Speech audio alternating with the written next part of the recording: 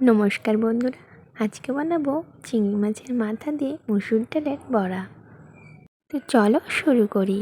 মুসুর ডালটা আমি ভিজিয়ে রেখেছিলাম আগে। তারপরে ভালো করে ভিজে গেলে মুসুর ডালটা নিয়ে 2 থেকে 3 বার ভালো করে ধুয়ে নেব।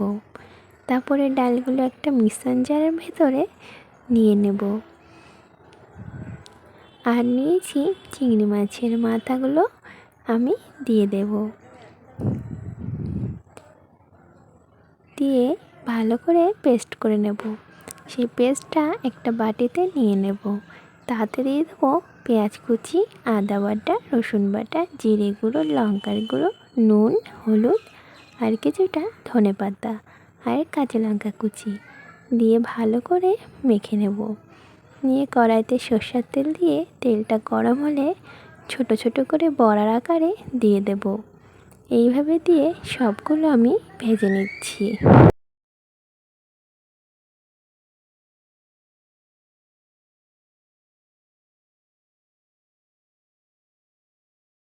তো প্রায় সবগুলো আমার ভাজা হয়ে গেছে। আমি সব প্লেটে নিয়ে নিয়েছি আর একটি পুদিনা পাতা দিয়ে সুন্দর করে সাজিয়ে নিয়েছি। ভিডিওটি দেখার জন্য অনেক অনেক ধন্যবাদ।